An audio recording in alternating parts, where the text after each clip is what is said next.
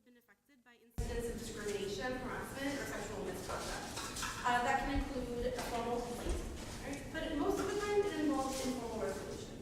So about 75% of people that come to our office with problems receive some form of informal resolution like conflict coaching, mediation, facilitated dialogue. So we spend a lot of time in our office, and I'm a trained mediator myself, doing conflict resolution services for people who belong to our university community, and that's sort of what inspired me to want to put this workshop on for you. And then finally, we also have resources. So that could include connections to some of the campus resources that I'm going to talk about today. The last thing we do is training and education, which is another reason why we're here, is we love to come out and meet people where they are, and answer more questions and talk to them about real life things that are affecting them and how we can help their time here be more productive and better. Does anyone have questions so far? This is just sort of my introductory so that you know that I'm not a stranger on the street. Yeah. So did they rename the Office of Disability, or is this a separate thing? It's been subsumed within okay. OED. Yeah, so all of the people who worked at Disability Resources are just now all part of OED. And we're in the Intercultural Center at 3225 Arch. So if you ever want to stop by and see us, please do. Just decided today we're going to start displaying art, so if any of you are artists, let me know, and we'll start displaying your work in the Intercultural Center as well. Any other questions? All right, so what are we going to do today? Consider the impact of unresolved conflict and develop skills for confronting conflict directly. To understand the role of conflict coaching and mediation, right? So those are some other options for conflict resolution services, and then also to help you identify available resources here on campus that can help you when you have conflict situations that you need assistance with. And then finally, I want to work through some common scenarios about things like group work or how to talk to a faculty member with whom you've had a disagreement, because the whole idea is to make this practical, right? I'm not interested in sharing academic articles with you and sort of having like a high-level talk like that. I just want to talk to you about what are practical things that you can do that you can walk out today feeling that you know how to do, that you didn't know how to do when you came in. Any questions about our objectives or our goals? I don't know why I asked, because I wasn't going to change them. Yeah, no matter what you said, but we're going to hang with these. All right, so as graduate students, who might you have conflict with, and about what might you have conflict? Yeah.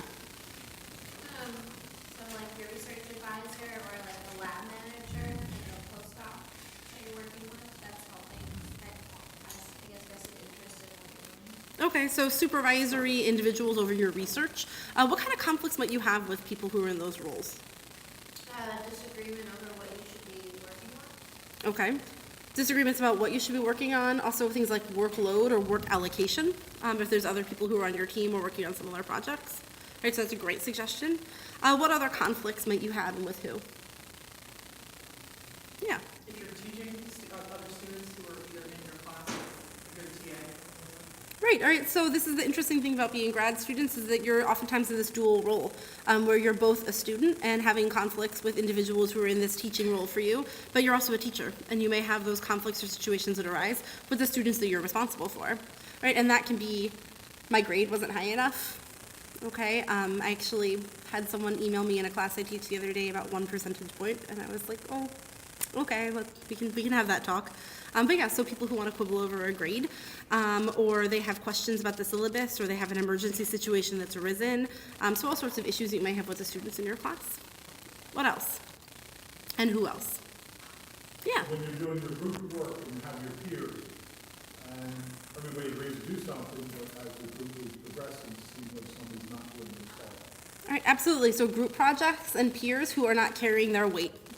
All right, so you have everything divided 4 ways, and then 25% of the project's not done, and then suddenly everybody's doing 33% of the project. Anyone else?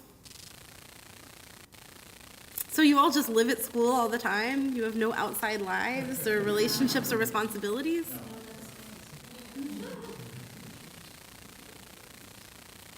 What else happens there?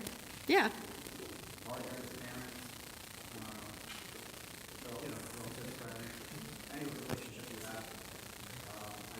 Like the older you get, you have fewer, more intimate relationships.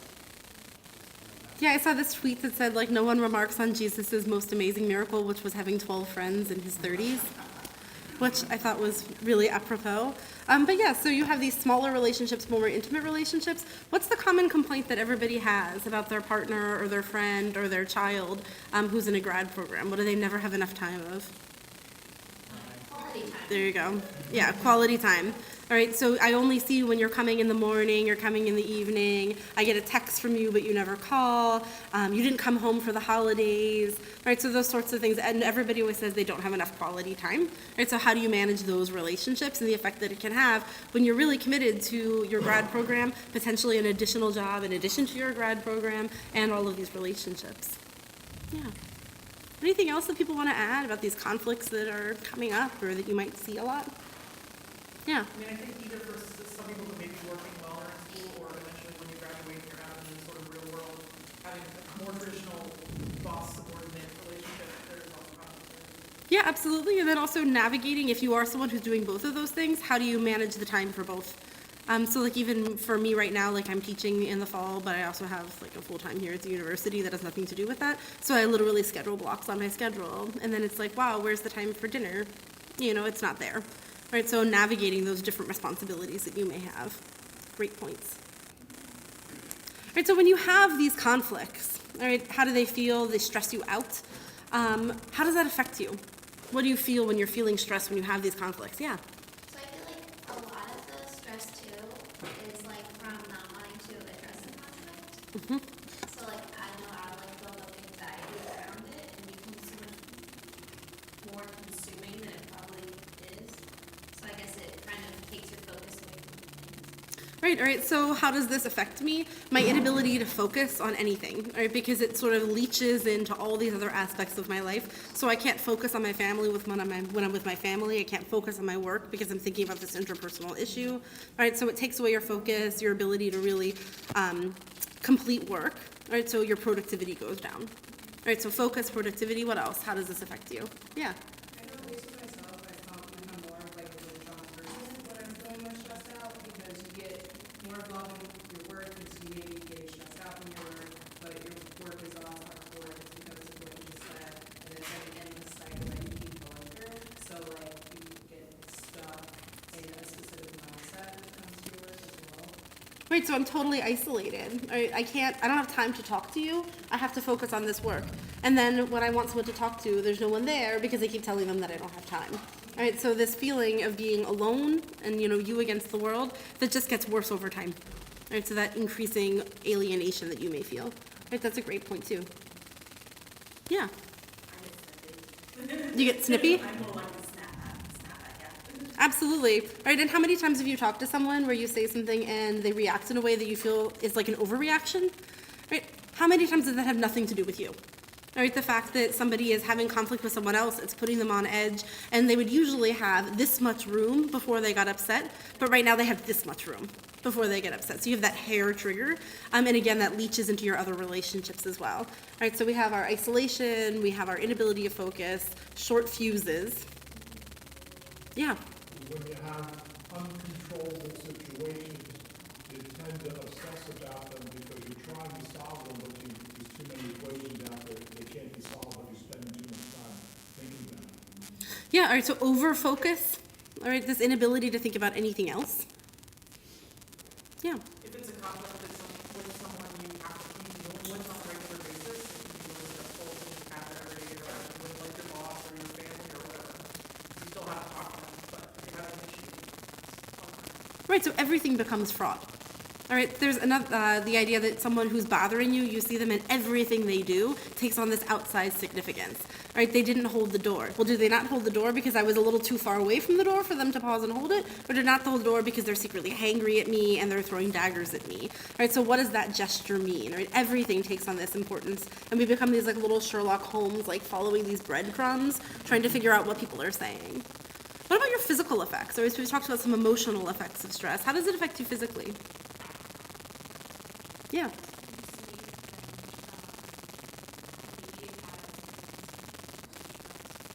Right, so some people, they can't sleep at all. All right, I'm up all night because my mind is racing.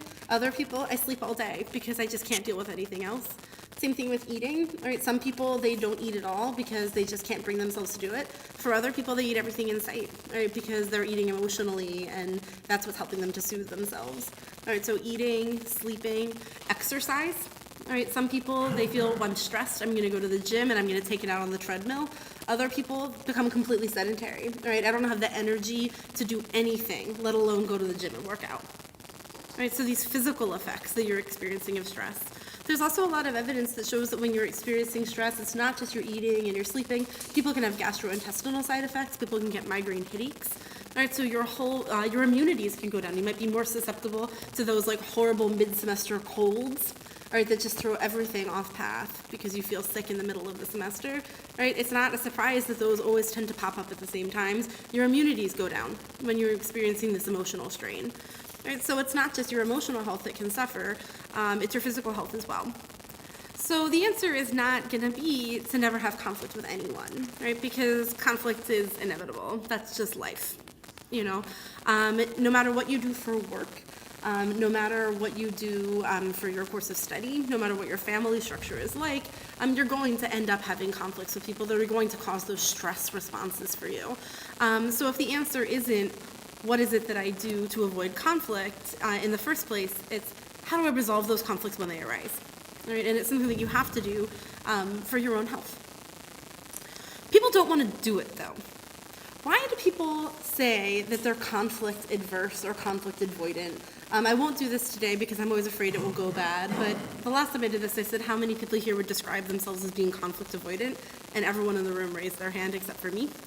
I don't want to do it again because then no one will and I'll look dumb.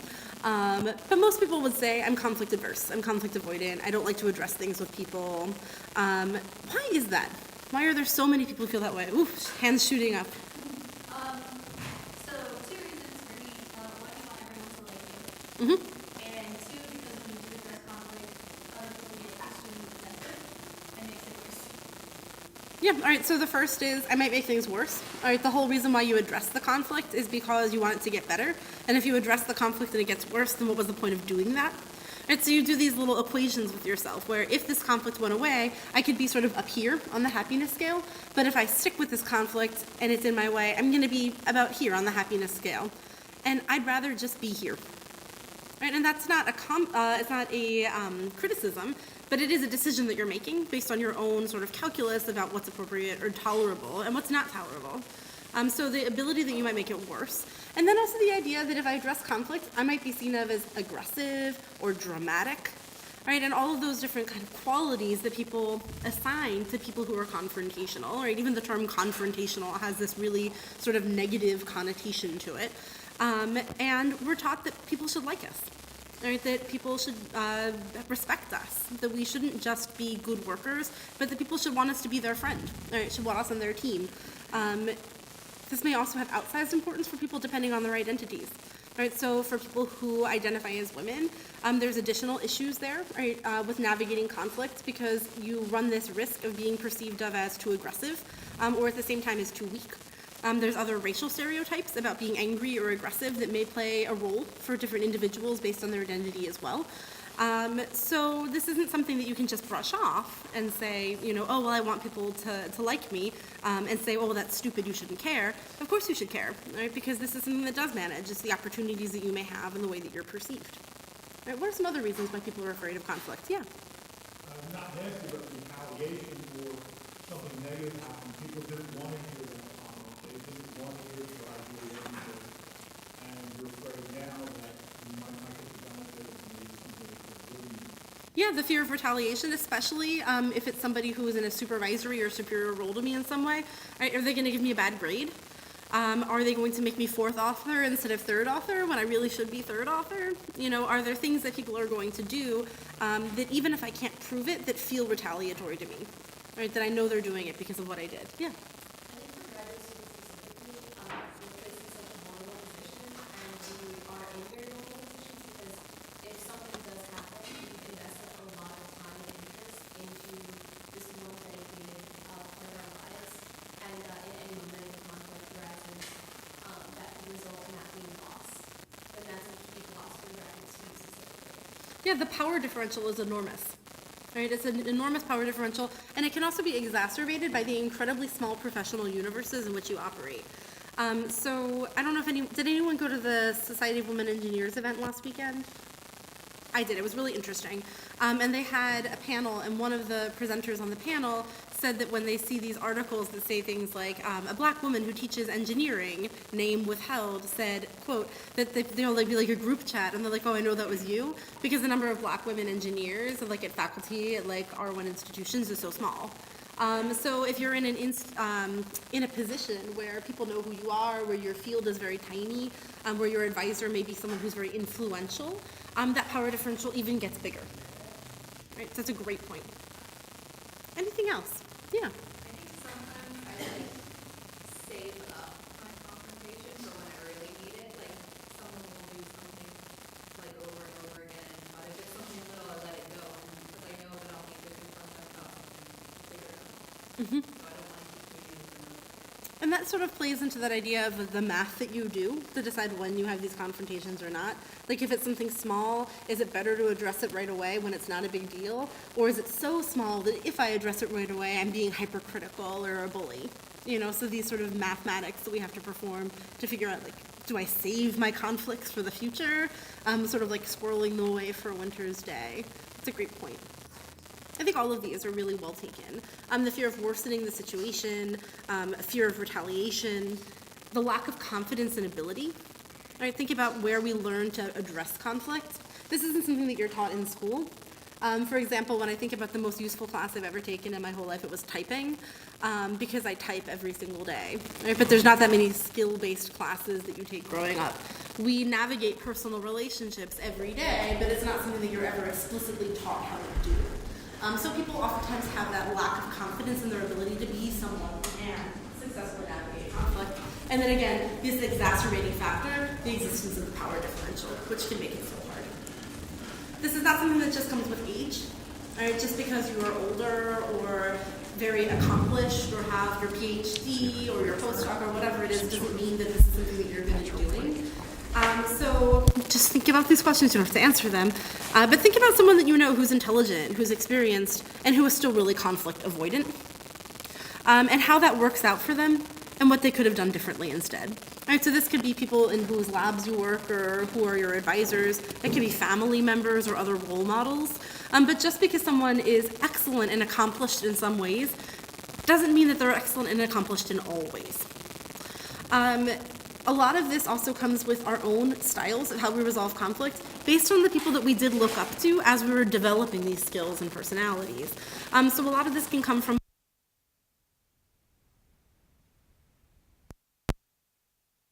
a lot of undiscussables. I might be someone later in life who's more conflict avoidant because I haven't seen it successfully modeled for me how you can have productive conflict with someone that you care about. If I'm someone who is the oldest person in my family, the oldest child, and I was always told that I have to be in a role taking care of everyone else, right? Maybe I'm more adept at navigating conflicts because I'm used to having responsibility for other people and for managing relationships. So think about those things and how they apply to you, and know what your conflict style is. This is something people don't oftentimes think about. Right? People would say like, oh, I'm introvert or I'm an extrovert. You know, we know things about our personalities and our styles, but we don't always think about how we manage conflict and how that is an important part of our personality and how we interact with the world. Right? So think about that and know who you are and how that may be something that's going to affect you as you go through the process of working through conflicts with people that arise. The first thing to think about is how you prepare for these conversations. A lot of the problems that we see that arise when you have a conflict conversation that goes very badly. Oh, did I do something No, wrong? you did nothing wrong. The mic is just making weird noises, so Okay. I'm fixing it. Thank But you. it's on board, so. Sorry to interrupt.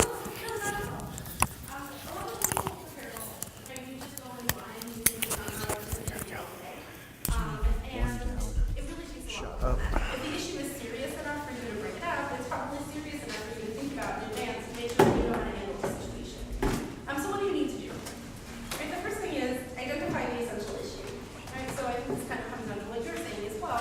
If there's something that the person is doing that is really substantial, and then a few things that they're doing that are a little bit less substantial, do you have to address all of those things at once? Or can you start with something that is a must, and then get to things that will be nice to have as well? Right, because if you come to someone with 5 different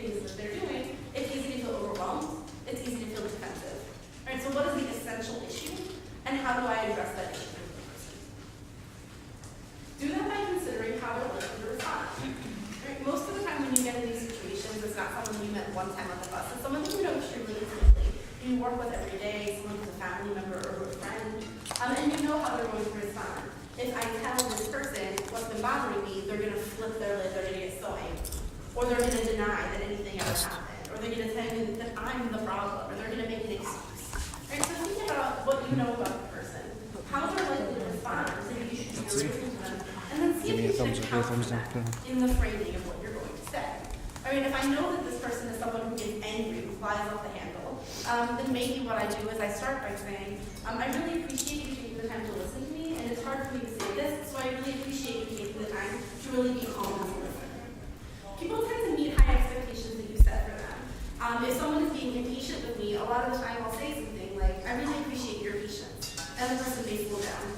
Or if someone is being loud with me, and I say, I really appreciate you keeping a quiet tone of voice because I don't like being yelled at, people will lower their tone of voice. And that's because nobody wants to say, you're right, I am being impatient. I am being loud. I am getting angry. So if you set that tone of, this is how I think they're going to respond, and then address that directly, that's oftentimes something that can go a long way. You want to focus on the person's behavior and not their character. Right? So if the issue is that somebody has missed 2 assignments that they were supposed to hand in, instead of saying the person is lazy, you missed 2 assignments. Right? Because lazy is a character word. And people may do things that are wrong, like miss assignments, and they're not lazy people. They just have other things going on. Right? Maybe I missed those assignments because I had a migraine, or because I have a bereavement in my family, or because I just didn't get to it because I'm not managing my time appropriately. None of those things have to do with being lazy, but it doesn't change the essential issue is that I missed those 2 assignments. Manage your emotions. Right, so it's not bad to feel angry. It's not bad to cry. All right, those are just emotions. I feel we sort of like fetishize calmness. Like calmness is this sort of state of blankness when calm is actually just an active emotion like anything else is. But you need to have the volume dialed. So if you are having emotions that you are not capable of managing, maybe you need to wait and have that conversation at a time when you can manage those emotions. All right, if it's in the moment, maybe you need to say, can we talk about this tomorrow? Or if you're having the confrontation and it starts to get heated, you can say, I feel like this is going down a not great route. But I feel that there's still a lot of opportunity here, and can we talk about this at a later time? Right, so that's how you emphasize that the issue and the relationship are important to you. People posture, people try to save face. So if you have a conflict that ends in a way where the person feels that there's no path back for them, all right, that they're irredeemable, that there's no way that this relationship is ever going to be okay, that's how you reach impasse. Right? That is how you get to a situation where you can no longer negotiate the conversation. So if your emotions are getting out of control, it's okay to say, let's just try this again another day. Right? I care about you and I think that this is going to work. Or I really like working in your lab and think that I'm going to be really successful here. Or I think that your research is really good and you're going to end up with a great thesis at the end of it. All right? So you just need to make sure that people always feel that there's a path forward for them. Right? That this conversation is not ending the conversation. And then finally, be open to what the other person has to say and to resolution looking different than what you'd expected or what you had hoped for. Right? So it may not be that the person says, you know, you're right. Everything you're saying is true, and I'm going to completely change my entire attitude towards work, and it's going to start tomorrow. Thank you. Right? That's unlikely to be what happens. But is it possible that the person agrees to change one thing? Or is it possible that the person is going to point something out about you that can help you to better manage the conflicts as well? Right? So if you say you missed 2 deadlines, and they say, yeah, that's true, but the deadlines that you set are unreasonable ones. Right? It's not possible for me to get the work done in the time that you wanted, because for me to do 500 slides in a day takes me this many hours. It's not possible for me to do it in that time. Then you can take that feedback as well. Right? Is it possible that what you were expecting isn't something that's reasonable, and that by you moving a little and the other person moving a little, you may not resolve the conflict entirely, but you may move the ball a little bit further down the field. So I threw up a scenario here about group work, because I knew that everyone was going to immediately start by talking about how hard group work can be. So in our group, we have Linus and Lucy. They're 2 members of a 4-person group, and their program is pretty small. And they actually happen to live in the same apartment building, so they've met many times, but this group project is the first time that they've worked together. At first, everything goes well. Everyone agrees on a game plan, signs up for tasks, and gets to work.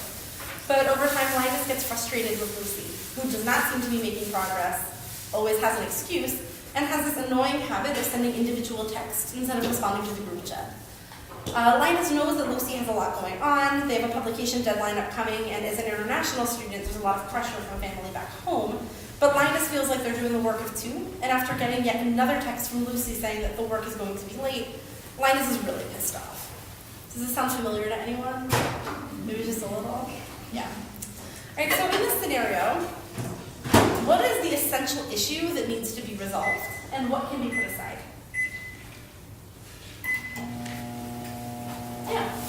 Did they have an agreement that they were not going to be doing text, that they were going to use that one stuff, use the file share, and go back? Now, if they had that agreement, you have to remind the person, why aren't you doing that? Everybody else is.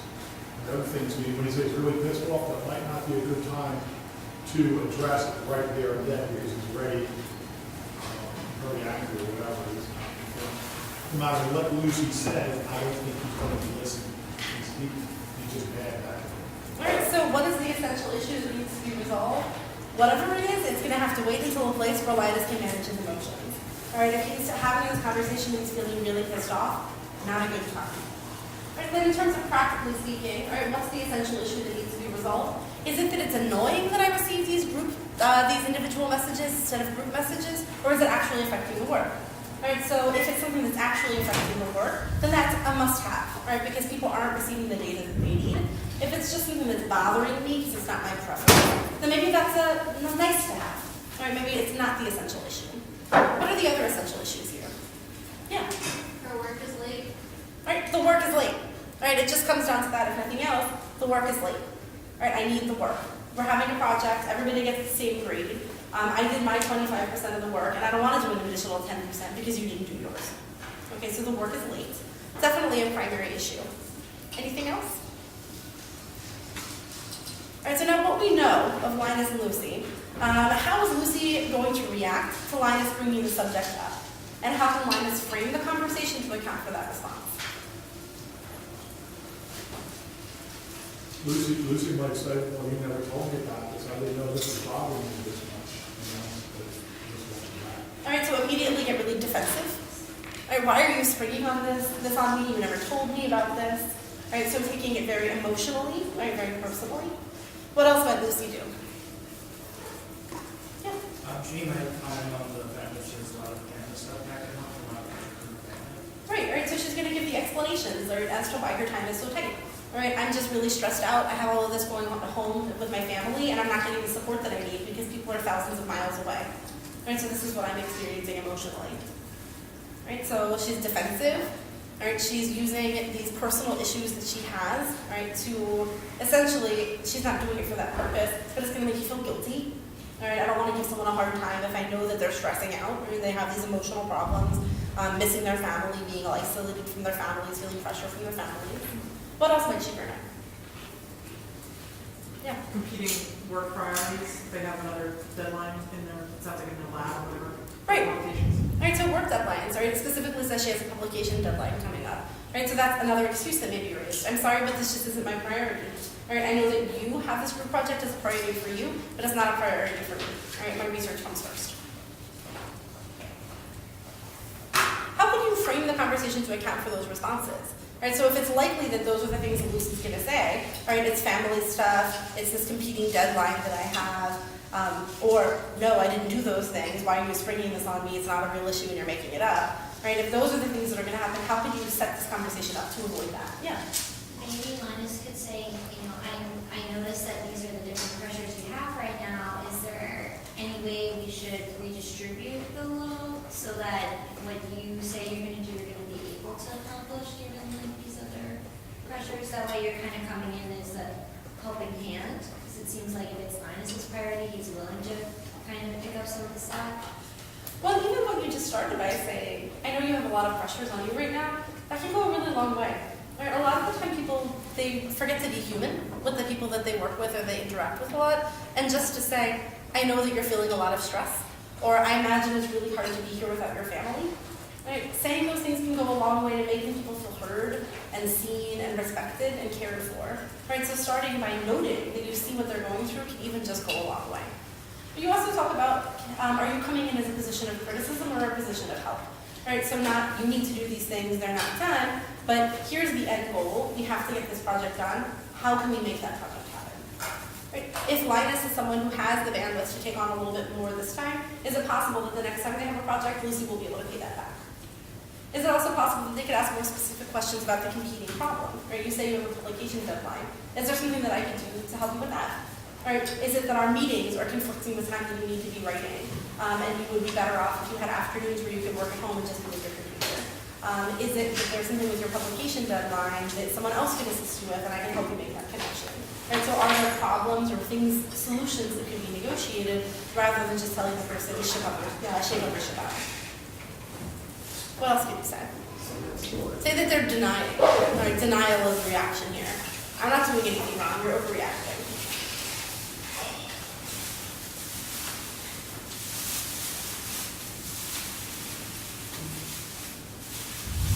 Yeah. I mean, I think that kind of speaks, and I know hindsight is 20/20, but like at the outset of the project, setting expectations, and then kind of like the project committee, like have everybody buy into whatever that expectation is, and then if there's a need to reevaluate that, then kind of go back to what the original plan was, and like what do we need to do to change this plan to make it more accommodating moving forward, or you know whatever. Like especially with communications, like.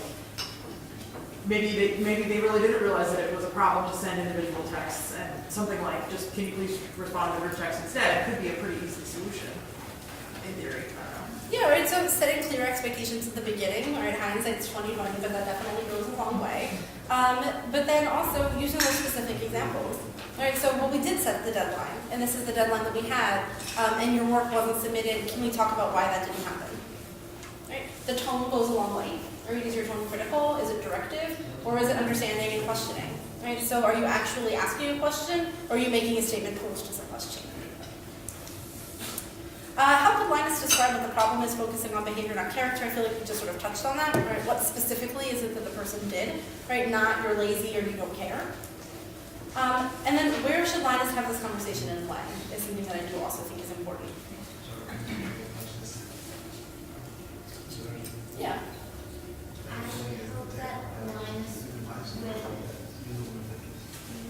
I guess this could go either way. I personally, if I was Lucy, would not want Linus coming into my apartment since we live in the same building and say, hey, do you have a chance to talk real quick? Be like, no. Right, and this can go either way, right? Or Yeah, and you if can you like might, set the fact might that- actually like that because they might not want it to happen in front of their colleagues. Right, so some people will say, stay away from my home life. All right, when I am at school, I am at school. When I am at home, I am at home. And these two things do not mix. Yeah. For other people, I feel comfortable at home. I feel relaxed. Right, this is a safe and easy place for me to have this conversation. Right, so it should be a private place. But you can also ask the person, there's something I'd like to discuss with you. Where would you like to talk about this? What would be comfortable for you? Or I know you have a lot on your plate. Is there a time that would be best for you? Yeah. Oh, I was just going to say exactly what you said. Oh, the privacy was important? To ask, like where is like a good place for to chat about something. And the thing about asking also is that it enables the other person to have an equal stake in the conflict as well. Because a lot of the time we gear ourselves up. We know what we're going to say. We've practiced in the shower. We're ready. But the other person hasn't had that same opportunity because they don't know that it's coming. Right? So if I tell the person, I want to talk to you about workload, can we do it at 5 o'clock tonight if that works for you, name the place, then that sends a very different message to that person than you're doing something else and I need you to stop doing what you're doing right now and focus on me because what I'm saying is more important than what you were already doing. And it gives the person an opportunity to plan, to get their emotions under control, to figure out what they want to see with you. All right, so even though it's very tempting to say, like, hey, do you just have a minute? These things don't usually take a minute, and what messages are you sending by not giving the person the opportunity to prepare the same way that you have? Yeah. There's also two other people involved. There's a group of 4 people. How are those other 2 people being effective? Maybe it might be, instead of being private, it might be less personal they might get along with 2 of those group members better than they do with Linus, or they have a better personal relationship. Sometimes it's best if you have everybody there.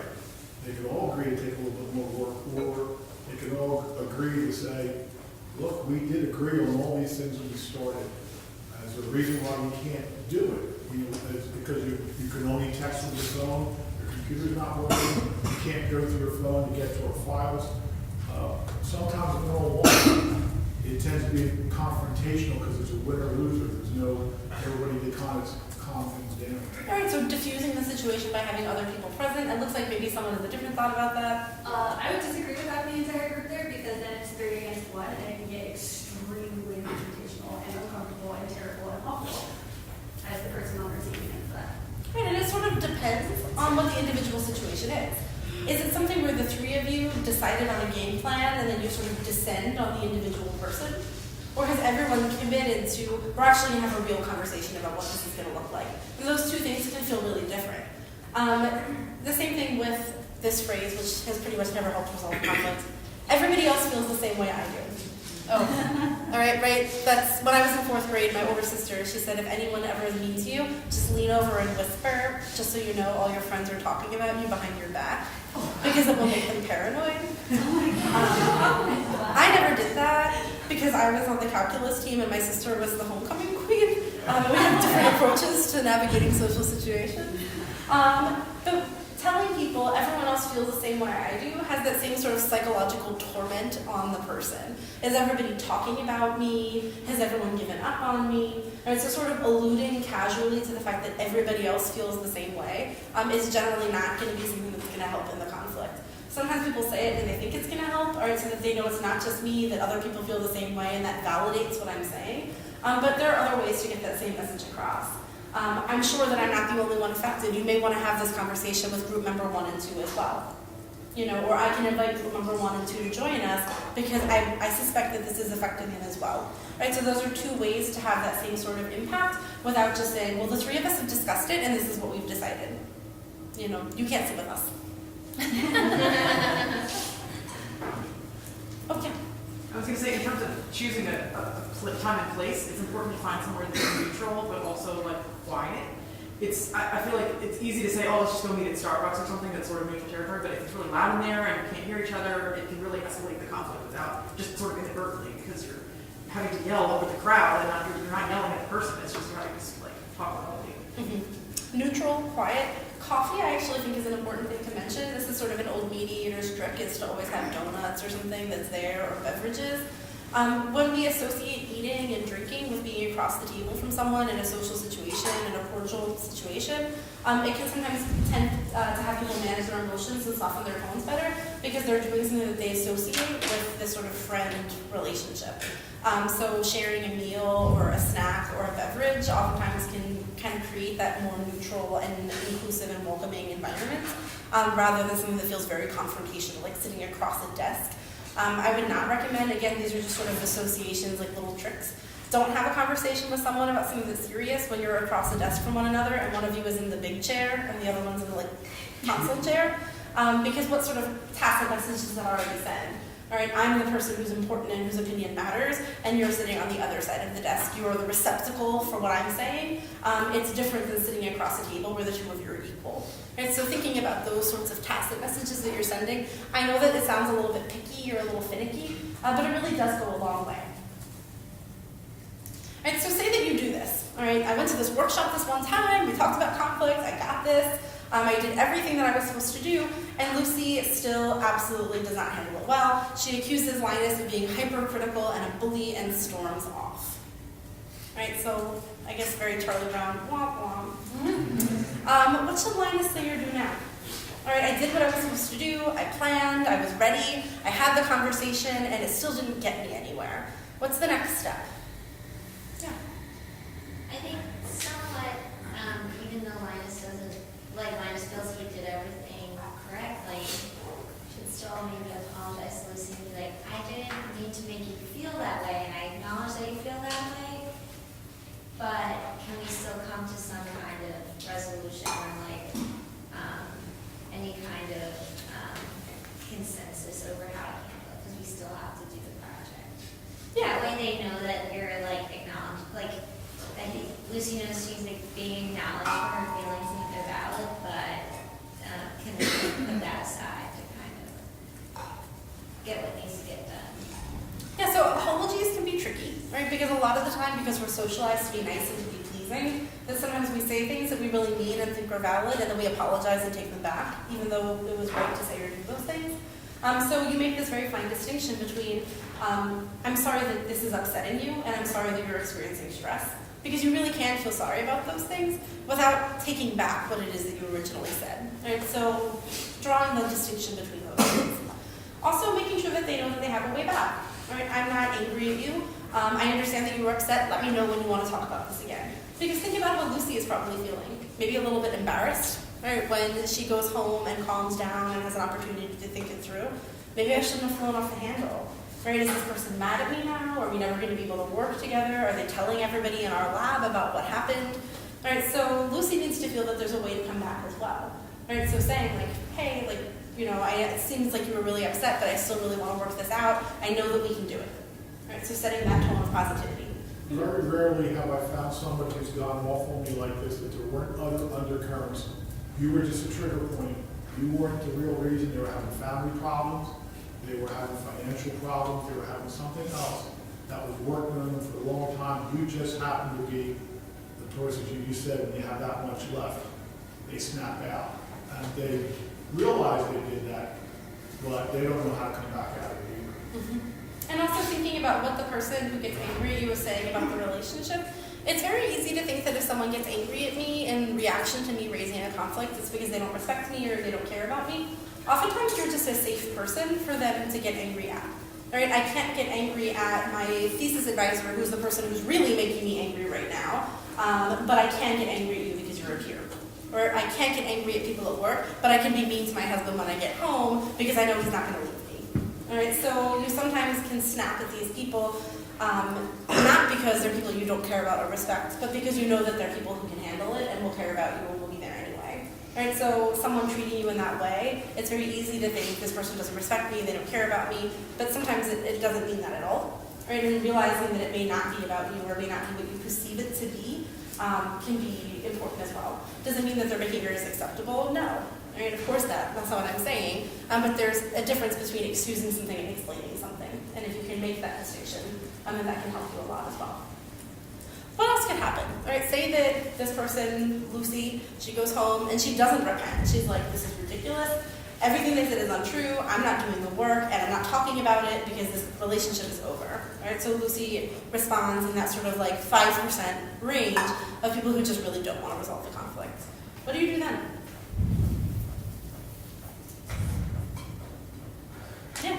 I mean, if this is like a group assignment, it would really depend on like when is it due? Is it due tomorrow? Do you just have to suck it up and do the extra however much % of the work just to not fail the assignment? Or is it like a longer term project where you have a longer time to work with to actually try to resolve the conflict without actually hurting your grade? Right, and also what is the long-term nature of this relationship? Right, is this someone, it says that we're in the same program and it's a small program and that we live in the same apartment building. This is probably a relationship that I can't just burn the bridge. Right, so if it's a longer-term sort of relationship, that's going to require more investment from me than something where this person is like a visiting scholar that I'm not going to see again, and they're not even in my specific field, and like maybe I just chalk it up to bad experience, and it is what it is. Right, so navigating the importance of the relationship. And she just said sometimes if it's really due, you probably suck it up knowing in the back of your mind you're not going to want to just work with this person again if there's other group projects going on, if you have a small area. But this normally doesn't happen overnight if it's a 4 or 5 week or 6 week project. This normally starts occurring much earlier. That should have been mitigated earlier. And are there people you would go to for assistance? Right? Is it the faculty member? If the faculty member is somebody who just says, I don't deal with personal conflicts, just work it out. Is there an academic advisor? Is it another faculty member who is not directly responsible for this project, but who you have a good relationship with? If this is a persistent issue, where you feel that you're being assigned projects and the work allocation never works? Is it more of a programmatic or overarching issue that really needs to be addressed from a programmatic perspective? It's very easy as a graduate student, especially if you've been in your program for a really long time, because some of you may be in the same program for 3 years, 5 years, 7 years, 9 years, to think things can never change, or this is just the way it is. But where there are definitely cases where some things don't change or the change happens at a pace that is not as quick as you would like, change is inevitable for everybody. And if there's a program that's really not working in this one aspect, there usually are things that you can do to at least navigate that or to get peer supports.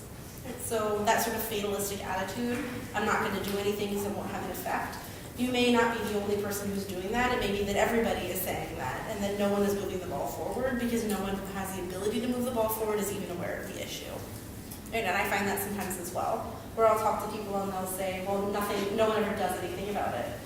Well, nobody who has any ability to do anything about it is even aware that this is an issue. Right? Nobody's on the same page. Yeah. Perhaps giving Lucy a chance to share her frustrations and what she thinks should change, why she's having such a hard time following through with what's agreed upon. Yeah, absolutely. All right, so again, the person is not a receptacle for you to just say, Lucy, here's everything you're doing wrong. It should be a real conversation. All right, this is how I'm experiencing this. What does this project look like for you? All right, what's going on with you while we do this? All right, so that way it's not just you peering down, but it has to be this sort of mutuality. That's an excellent way to put it. Yeah. I was going to piggyback on what you were saying about how sometimes people who are in sort of a higher position of power may not be aware of this as an issue. Or I've experienced like they know something fishy is happening, but they don't have a concrete example, and giving them a voice for the problem can be really helpful. Again, the same thing that you're doing is things that that person's superiors need to do as well. Right? You can't just say students don't like working with you. It has to be the student reported that on this issue with group work, you were not responsive. Right? So being able to give a specific example is important for the people you're going to help as well. And yeah, just like Yeah, I think it also kind of comes down to, is this a one-off, or is this something that Lucy's well known for doing? You know, because since you have to have a relationship, like, is the apartment in the same group and everything, it's not like a business column that you can kind of just think, okay, this is done. But if somebody in the tax group, they're like, okay, this is a one-off, something's going on, we'll just deal with it. But it's like, they're continually doing this, and yeah, you definitely need to put somebody higher up, because at this point, you're all just helping her do this. Right, and also, is there somebody who could reach Lucy in a way that you can't? Right, so say that Lucy is unreceptive to your feedback. Is she someone that does have a good relationship with her advisor? And maybe you could talk to the advisor. Does she have a really close peer relationship with someone? And maybe you could talk to that person. Not in a blaming, tattling kind of way, but this is an issue that I'm having, and Lucy seems upset. Maybe you could talk to her. Or do you have any advice for how I raise this subject with Lucy? Because I think that she is a really good scientist, or whatever her field is. And I'd really like to make this work. Right? So what are those sort of other relationships that you can activate, not in a blaming or a secretive way? I think a sort of good rule of thumb to have is don't say something behind someone's back that you wouldn't say to their face when it comes to conflict, because it always escalates. Right? So if I'm going to tell you the 2 assignments were late, but I wouldn't tell you that you're lazy, then I shouldn't be calling you lazy to other people. Right? So that's not going to help build the relationship either. Just a couple tips about working with difficult students. Right, so a lot of this has been from the perspective of you as student, but there's also issues with you as teacher. The first is, someone already mentioned this, setting clear expectations from the very beginning can help you with a lot of problems that you may have with students. Right? If you can just say, we discussed this, it's in the syllabus, I sent you an email, if you can just address these things front up, it helps you in the long run. Don't ignore problems that happen with students. If you're having a problem with a student in week 1, you'll probably be having a problem with the same student in week 10, and it'll probably be a similar problem. Right? So don't ignore those problems, address them head on, and schedule a private talk. If you don't know how to respond to the student and you need coaching, seek the coaching, seek the resources, but don't just say, I don't know how to handle it, so I'm just not gonna handle it, because it will not resolve itself on its own. Always focus on what the student is saying and what you're able to do. So if the student is saying critical things, which sometimes they can do, all right, you don't ever respond to your emails. Well, I do respond to my emails, just not within 5 minutes of sending them. That can get your hackles up, but that's not helpful, because that's not what the student is asking for. The student is asking for feedback on their paper topic. Can you give them feedback on your paper topic, or can you give them a deadline by which they can expect to hear from you? All right, so what is it that you are actually able to do for them? And then telling them in a concrete way, this is what I'm able to do, and this is what I'm not able to do. All right, I'm not going to be able to give you a makeup on the midterm that you missed, but I can help you with your final paper outline so that you can make up some of those points by having a really excellent final submission. All right, so what are you actually able to do? Don't argue with the students. All right, manage your emotions. Once you get drawn into a back and forth, you've already lost. All right, I learned this very early on in my career. My first job was teaching high school. Never tell a high school kid, get out of that chair, because then when they continue to sit in the chair, you have nothing left to do. All right, what am I going to do here?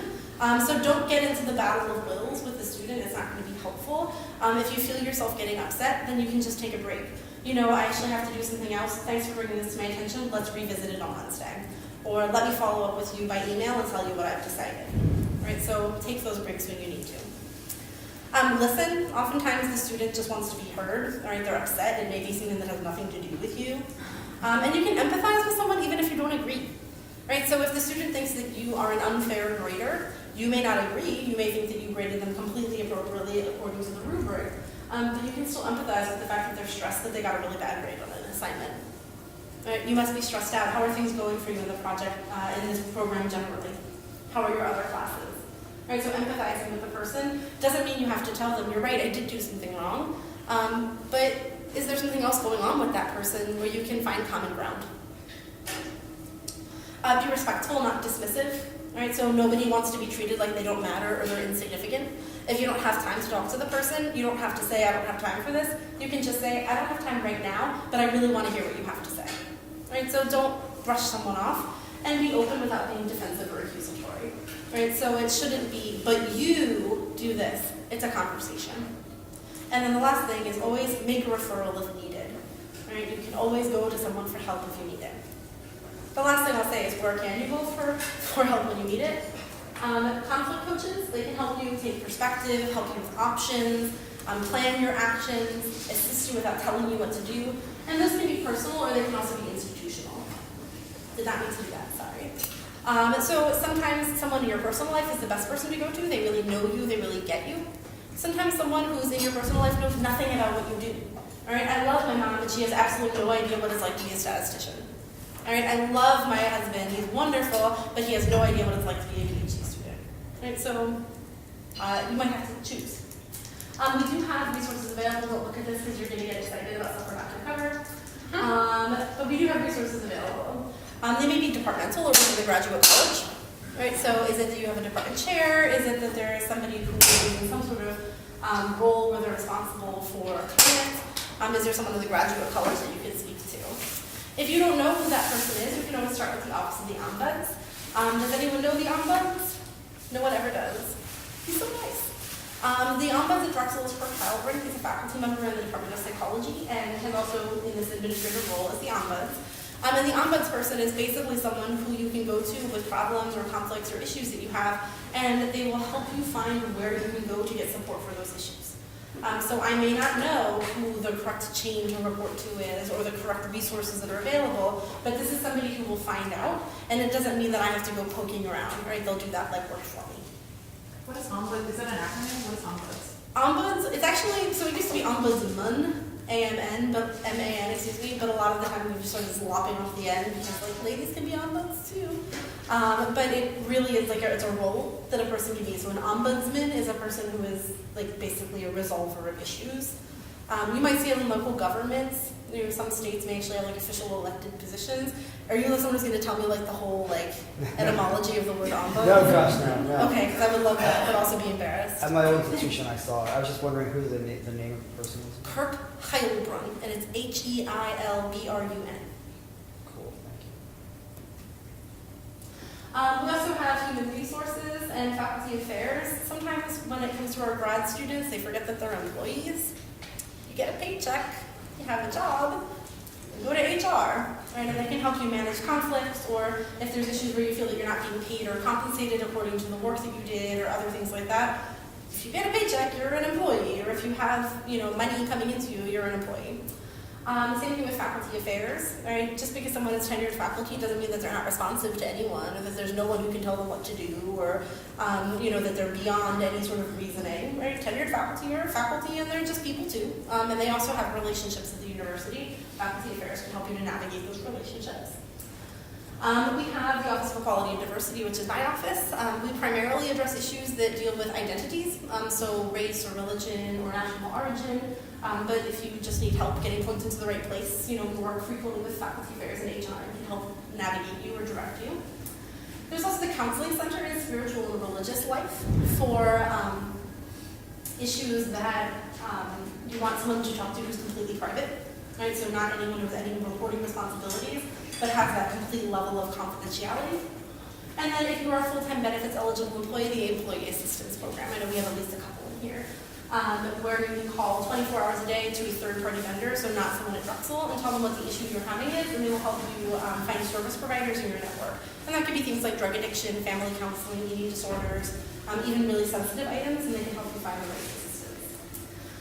If someone is committing an act that is violent or is a violation of the academic integrity policy, or they've stolen something from you, of course we have student conduct. And then finally, if you just have no idea what to do and you just want someone to know, but you don't want anyone to know that it's you, we do have Ethics Point, the anonymous Ethics Point hotline at the university, which is both online and over the phone. It's run by a guy named Jason Connell, and what you do is you leave a message or send a message. It does not have any of your identifying information in it, and then he will contact the department that it is pertinent to and try to address the issue in some way. These are sometimes hard because we may not have enough information to be able to do anything to assist. But sometimes they're extremely helpful. And if you're thinking about saying nothing versus saying something anonymous when it's a pretty serious issue that's really affecting you, you may want to come forward and use those hotlines as well. I see you taking a picture. I can circulate these. Okay. I can give them to Sandra. Yeah. If that would be helpful for anyone else who wants this information. I was told to stop at 1. It's 1:05, so I'm really sorry. And if you have any questions, I'll hang out for a bit, and I'm happy to talk. And then also please stay in touch. We have an email listserv. If you want to get on it, just email me at Drexel. We send out an email newsletter every Monday morning. We have Twitter and Instagram. We're OE Dragons. Twitter is like news. Instagram is whatever our youngest person in the office wants to put on it. We have a web page, and then we also have other events coming up throughout the year, like the iForum, which meets at least once or twice a term, and we talk about sort of contemporary issues. We met yesterday for an election debrief. We met, I think, a month ago to talk about segregation in 2018 and what that looks like. We have an intercultural book circle. We just read The Underground Railroad by President Whitehead, and we're about to read Sing Unburied Sing by Desmond Lord. You get a free book and a free lunch. And then we do have colleague resource groups, of which there are 5. The Veterans Colleague Resource Group, LGBTQA+, Faculty and Professional Staff Network, Black Faculty and Professional Staff Association, Bienvenidos, and the Women's Finance Colleague Resource Group. I've said that a lot, as you can tell. But yes, if anyone wants to talk, come and see me, and thank you again. I really appreciate you being here.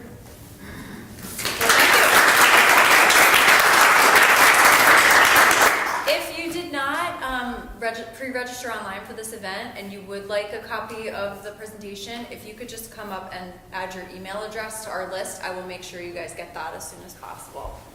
So it'll be right up here.